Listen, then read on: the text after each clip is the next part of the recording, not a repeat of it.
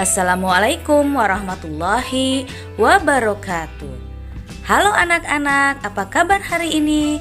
Semoga semuanya sehat walafiat dan selalu ada dalam lindungan Allah Subhanahu wa taala.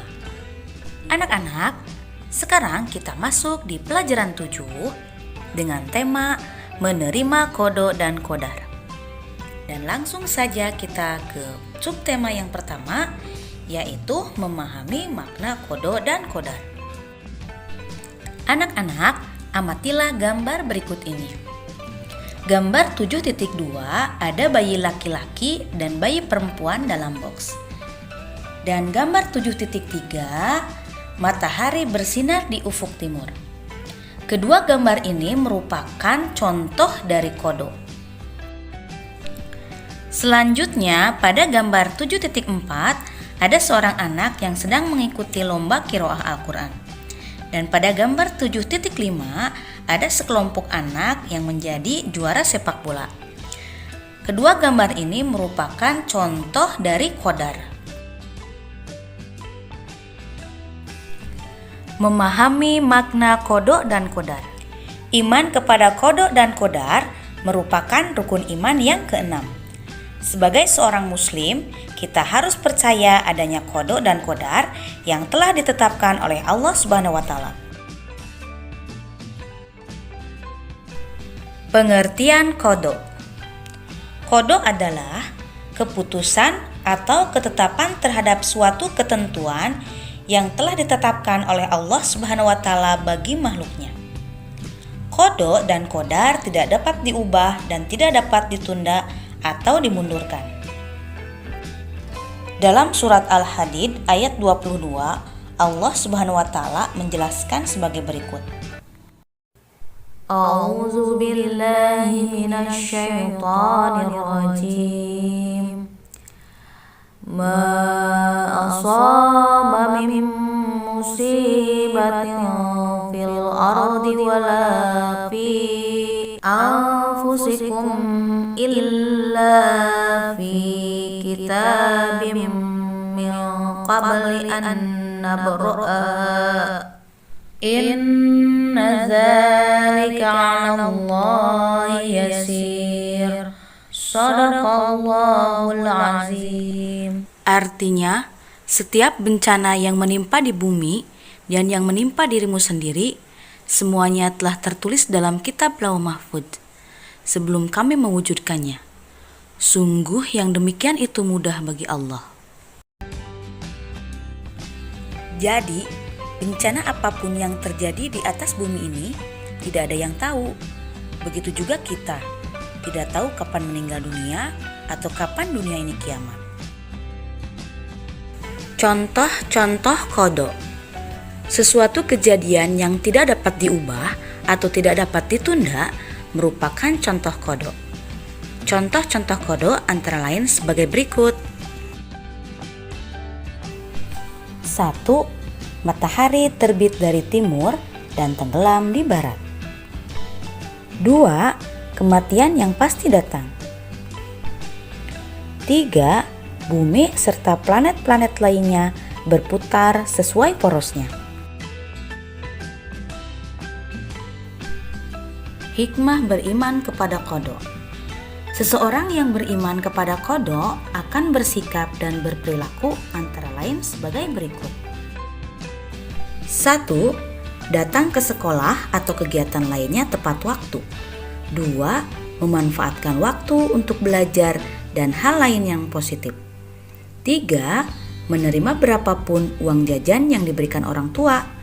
4. Tidak bersikap sombong di rumah, di sekolah, atau di lingkungan masyarakat. 5. Berhati-hati jika berada di tempat keramaian atau di jalan raya yang padat kendaraan. 6. Bertanggung jawab atas tugas yang diberikan kepadanya.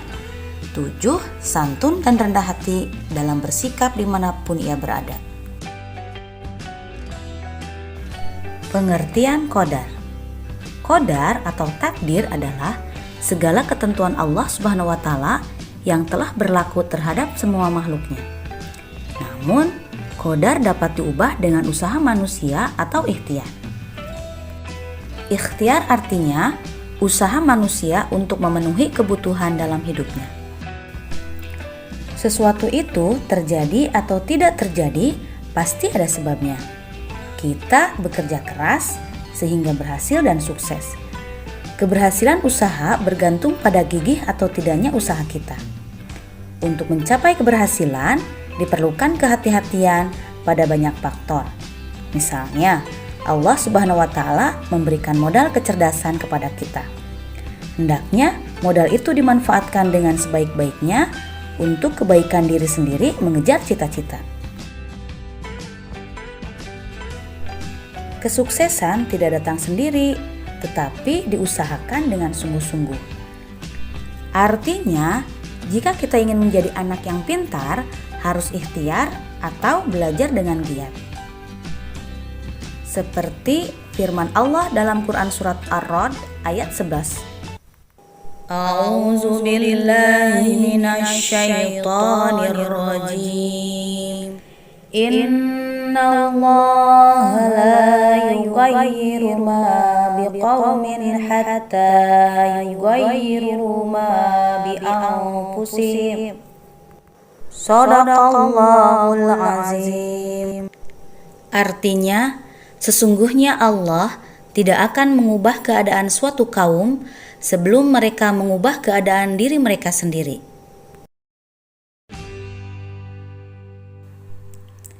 Setiap manusia wajib berusaha agar dapat mengubah nasibnya. Kita tidak boleh menyerah pada kesulitan-kesulitan sebelum berusaha. Kita diwajibkan berusaha. Segala sesuatu yang kita peroleh tidak datang dengan sendirinya, tetapi harus diusahakan.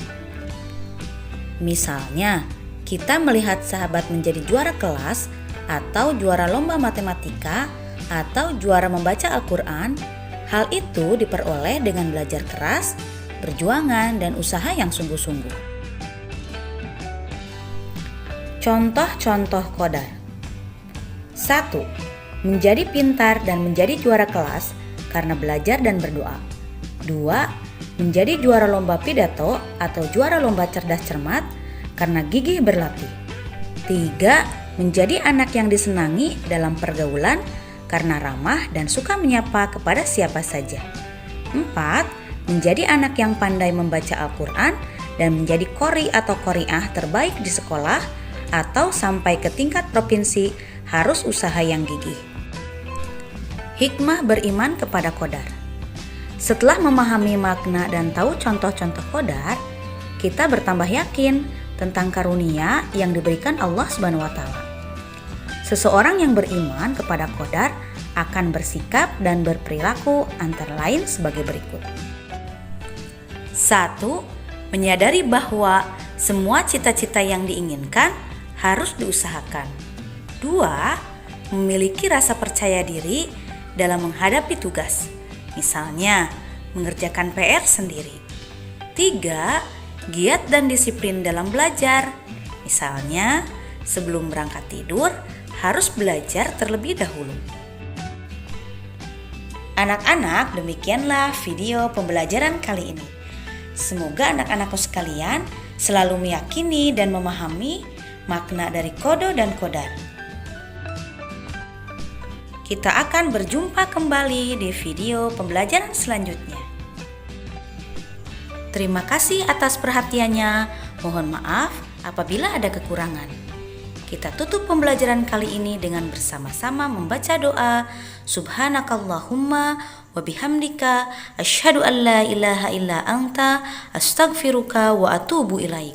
Wassalamualaikum warahmatullahi wabarakatuh.